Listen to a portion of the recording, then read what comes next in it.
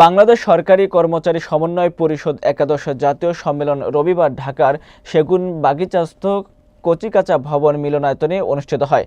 সম্মেলনে প্রধান অতিথি হিসেবে উপস্থিত ছিলেন বিএনপির জাতীয় নির্বাহী কমিটির সদস্য ও জাতীয়তাবাদী শ্রমিক দলের প্রধান সমন্বয়ক অ্যাডভোকেট শামসুর রহমান শিমুল বিশ্বাস।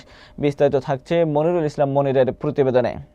সম্মেলনে সভাপতিত্ব করেন পরিষদ সভাপতি সৈয়দ সারোয়ার হোসেন। স্বাগত বক্তব্য রাখেন কেন্দ্রীয় কার্যকরী সভাপতি ও নারায়ণগঞ্জ জেলা শাখার সভাপতি মোহাম্মদ কামরুল ইসলাম।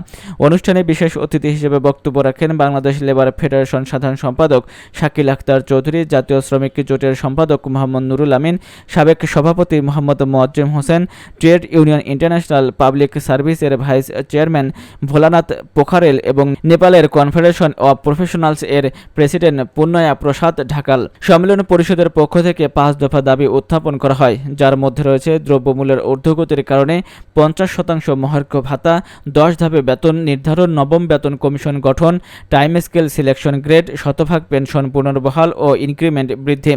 প্রধান অতিথি শিমুল বিশ্বাস বলেন, বিএনপি ক্ষমতায় এলে এই যৌক্তিক দাবিগুলো বাস্তবায়নের জন্য আন্দোলন করতে হবে না, ইনশাআল্লাহ আমরা তা করব।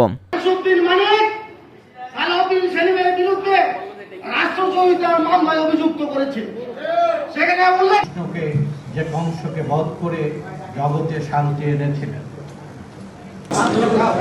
আমাদের সমন্বয় পরিষদের সারা বাংলাদেশের বিভিন্ন জেলা থেকে আগত সম্মানিত সদস্যবৃন্দ, আপনাদের সবাইকে লাল গোলাপের সশস্ত্র সালাম। আমরা সারা বাংলাদেশে যারা কর্মচারী